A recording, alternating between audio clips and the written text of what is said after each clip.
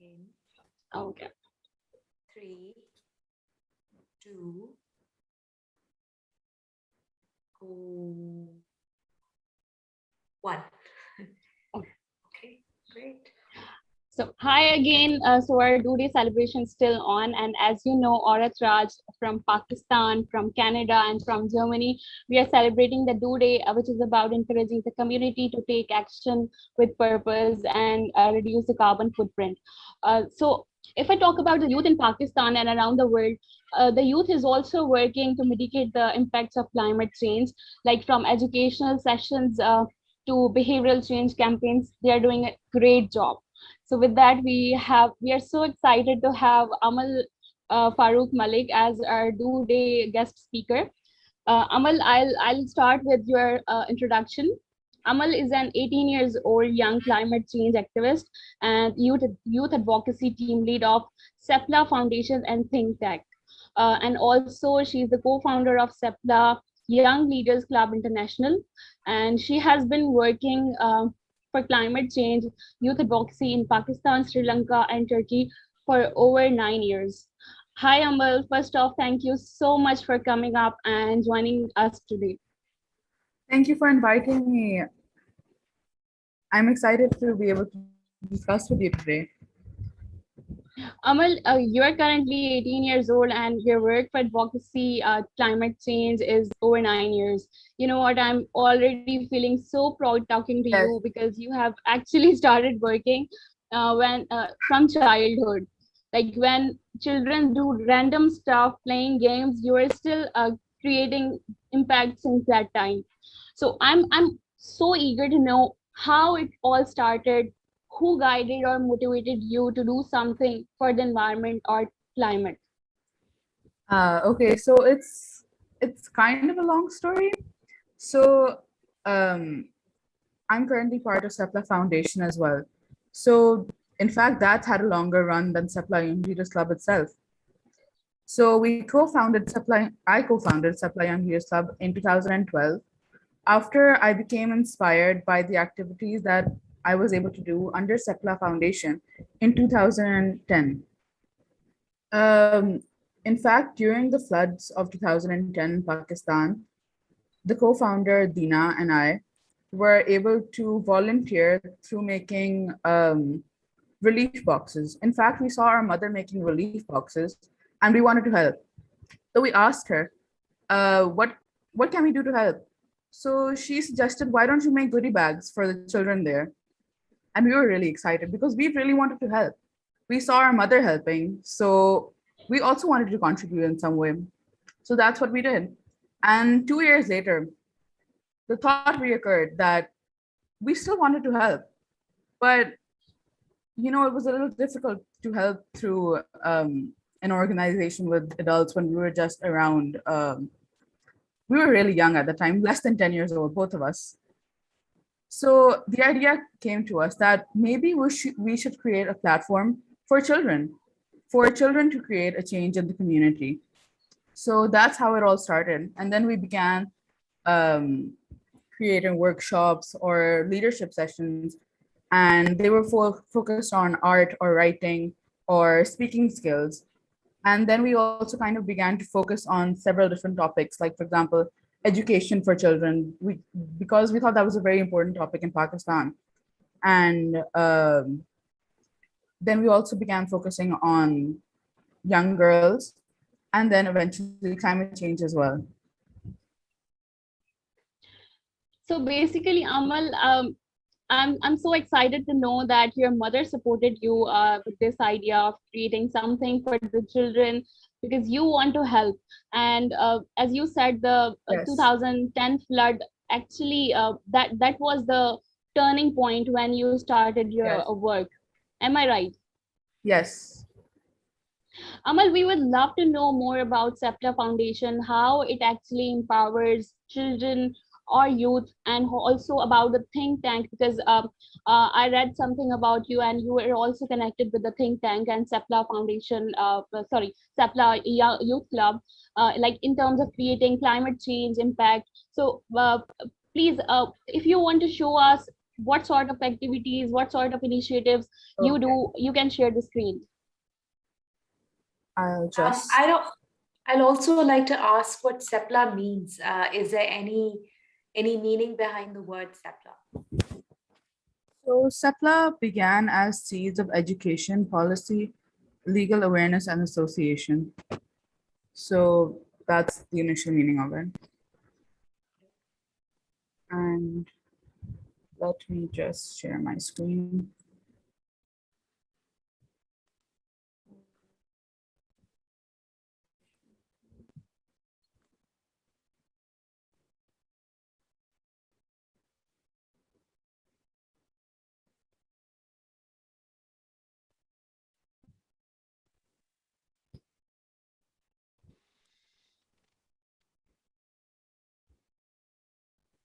So these are some of the activities we conducted. This was a recycling activity where we told the children about the importance of recycling, and we worked with them through an art activity. We gave them newspapers and we asked them to be creative because that's basically what we did under SEPLA Young Leaders Club. We encouraged creativity and infused important issues with them because these are, I think, second graders. So I think it's important to make your information understandable. I think it's very important that you try to connect with each level through a way that they could understand. So with children as young as these, it was very important that we got to them through either art activities. We also did puppet shows and we also did plays. So these are some more pictures of the art activities. Could you open some of them because I can't see? Oh, you can't see I it? think Amal, the screen is stuck. The screen is stuck? You can share Okay, it. Yeah, you can share it again. okay.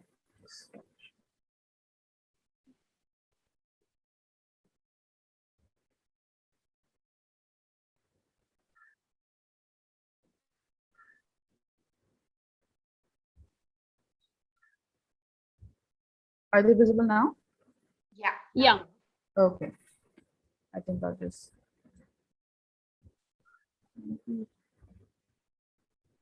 That's so cute. So these are some pictures of the children. This was a recycling activity. This was a puppet show on, I think, the importance of keeping your environment clean. This is the class that we taught. And this was part of an art activity on a leadership activity. This was one of our campaigns, Give Every Child a Chance to Lead. Here we were also promoting keeping your environment clean. So we gave them worksheets and we asked them to color. And then we also asked them to reflect on what keeping your environment clean means to you. So we got a lot of, and this was a recycling activity that I conducted with Syrian refugee children in Turkey, in Istanbul. So we've had our activities spread in Pakistan, in Lahore. And in Lahore, we also conducted activities online with Afghan refugees. We've done them with Syrian refugees in Turkey. And we've done them with some children in Colombo as well, Colombo, Sri Lanka. This was in one of our partner schools in Lahore, Amin Maktab. This was on Earth Day. We had another art activity. And this is our co-founder, Dina Farooq Malik, at the 6th Asia Pacific Climate Change Adaptation Forum, where she was able to speak about her side of climate change. She basically focused on green architecture. This is one of our green internships. We were discussing clean energy. More pictures of art activities. And this was also at the 5th Asia Pacific Climate Change Adaptation Forum, where we handled our campaign, hashtag SYLC 100 Leaves. You can search that up on Facebook and find pictures. we were able to interact with over 60 climate change experts. We were able to get their opinion on different aspects, and we have some testimonies as well on Facebook. It was a very interesting experience actually because I think I was 13 at the time. So it gave me a greater insight onto what climate change actually means. I mean, it's one thing to learn in school that climate change is an important issue, but I really do think it's essential for young children to be involved in deeper conversations about this. I mean, it really opened my eyes to um, a whole new area, actually. Some more of our Um, puppet shows. I wanted to also ask you a question regarding doing all of these activism campaigns in other countries. Do you actually have to physically be there to do many of the campaigns, or do you have partnerships or supporters who allow you to kind of partner with them and execute? So far, we've been going there physically and doing it. But I Okay. think with changing times because of COVID, we are going to try to expand um, using the digital methods. Yeah. Yeah. Amal, I was also reading about your forthcoming publication that's Girls for Climate Action. Please tell us something Yes. about. Oh,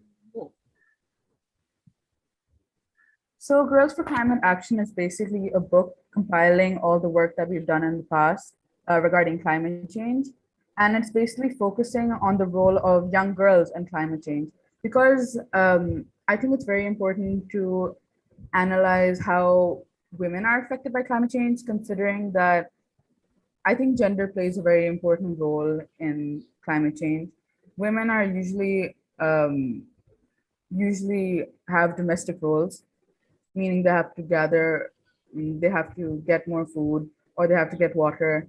And with this climate crisis it's becoming increasingly hard for them. I mean, it's difficult to cultivate crops, the land is getting drier, and it just puts a greater strain on them. So for that reason, I think it's very important that girls take um, a step forward in this crisis and they try to improve it. So our book is basically focusing on that, as well as the role of the youth in climate change, because I think it's never too early to learn about it, and it's never too early to take a step forward. In fact, I think the earlier you are taught, the more awareness you gain, and the more you are able to contribute to creating a better future. yeah. Amal, if I talk about the eco-friendly environment and climate effect, so what comes to your mind first? Like what needs to be changed, or what a young leader should do first to adapt to a more eco-friendly environment? Well, I definitely think that it's education that is the most important aspect right now.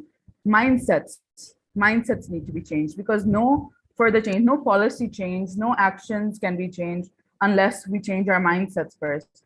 I mean, it's very easy to learn about these things in school, or maybe as you're passing by, or you see it online, but unless you actually internalize these beliefs, nothing will happen.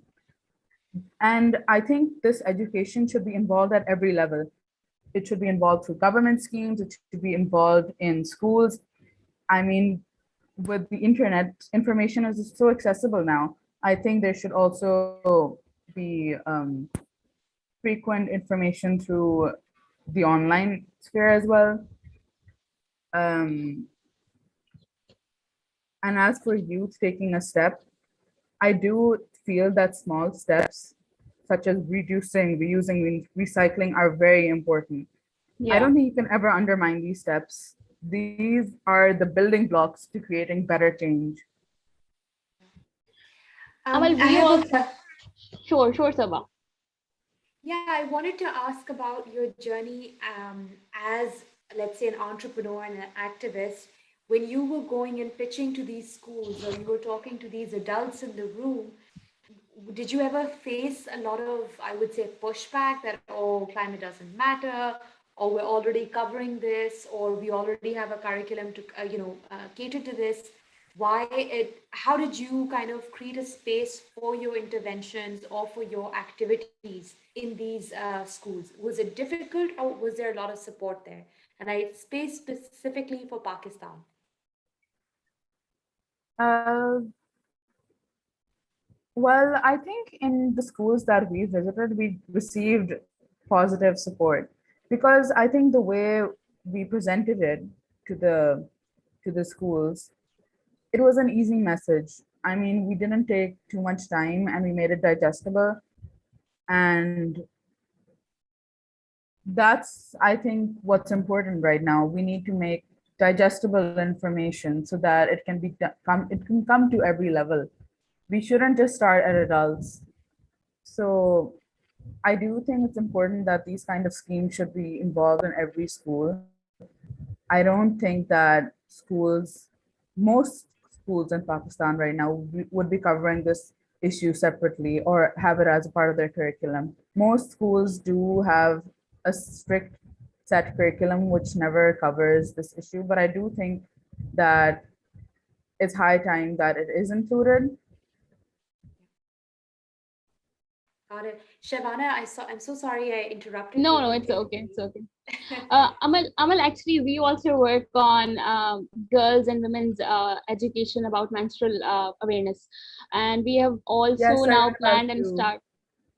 We have also started thinking about sustainability in terms of using reusable menstrual pads, and that are actually created by rural women. They are supporting us in creating some reusable pads prototypes. So you are a young climate change activist and also inspires youth, so on many platforms. So what do you think about using sanitary pads, or if I say plastic waste created by this particular menstrual product? Um, Interestingly enough, a few days ago, I was talking to a friend about this because she had sent me something on reusable sanitary pads. And she told me that I don't think I'd be able to use it. And that made me wonder, in fact, that why not? I think that a lot of this apprehension is due to the stigma around menstruation because I think plastic gives this sort of privacy, which a lot of women are they really want for their sanitary products. But I think as soon as we tackle the stigma as well, we can move towards creating, or at least using. Creating has been done. I think the implementation and the usage is now the important part. And I think it's very important because sanitary pads are used by a big proportion of the population. I mean, for at least 40 years of every woman's life. So that's a lot of waste. And we can really cut down on that using either cloth pads or maybe even menstrual cups. And I think we need to move towards that.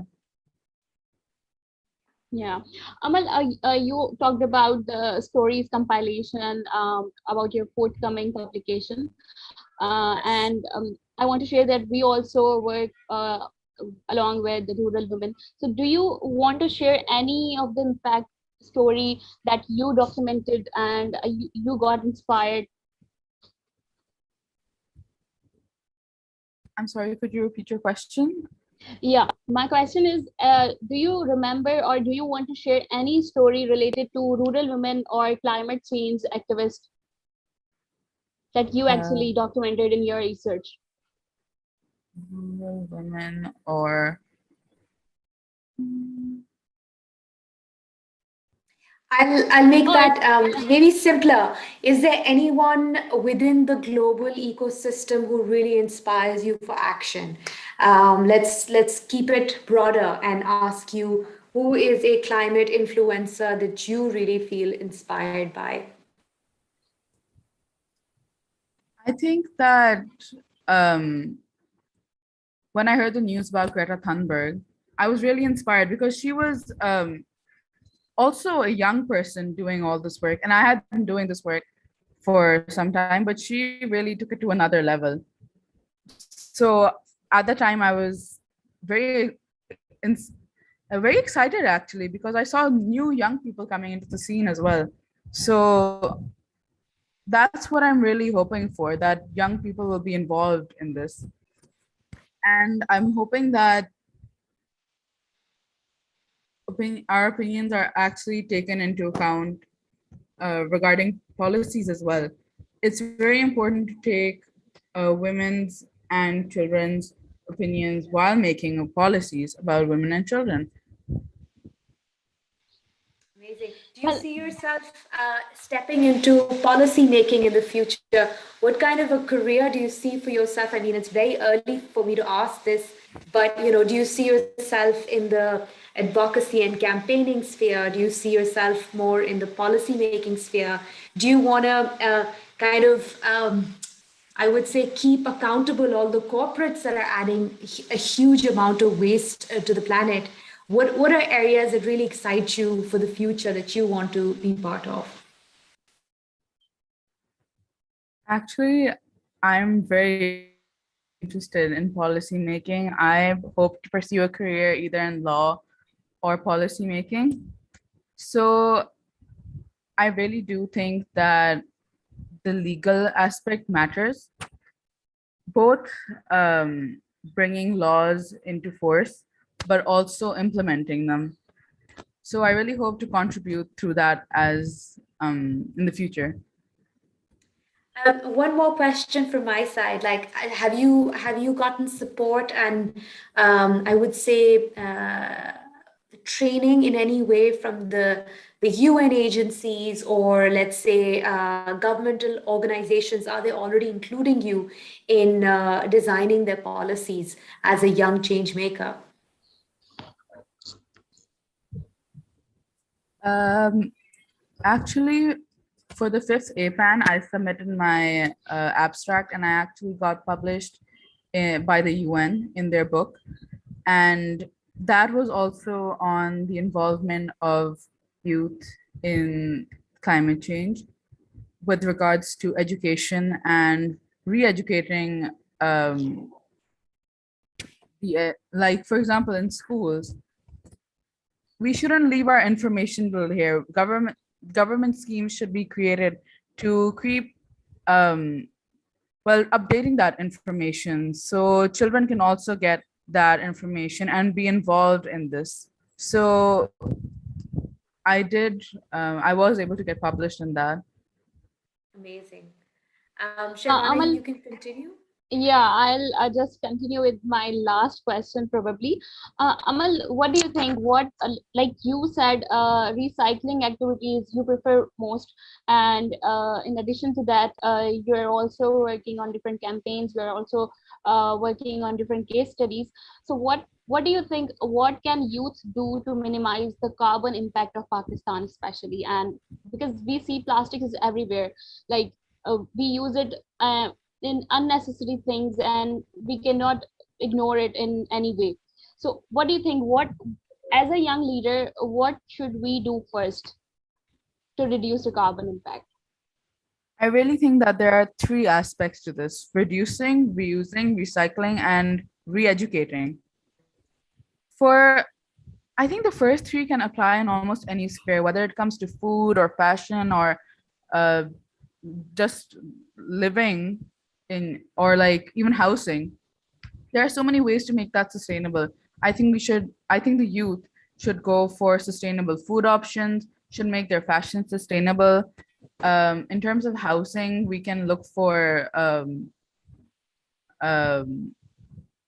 reusable maybe containers or furniture, and then re-educating.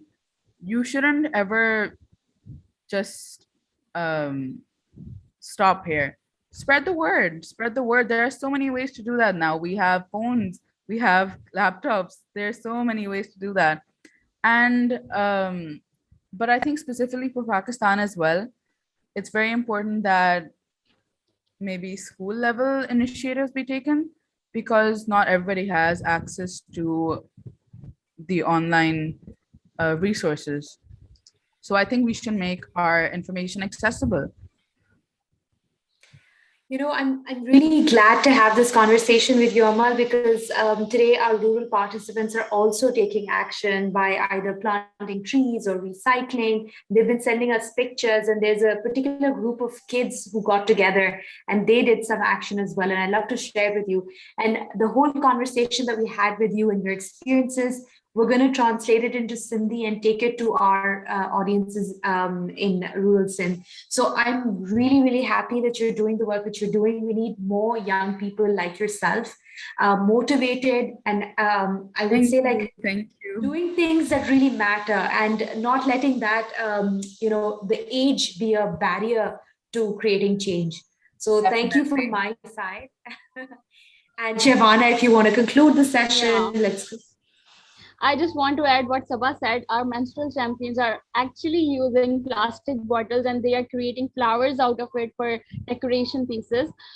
So as you said, spreading the word and recycling activities, they matter a lot for climate change, for reducing carbon impact. And we believe that leaders like you and specifically advocates like on climate change are doing an exceptional job. And because of that, youth in Pakistan would be more and more motivated towards creating impact.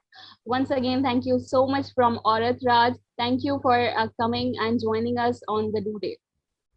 Thank you. Bye-bye. Take care. Thank you for inviting me.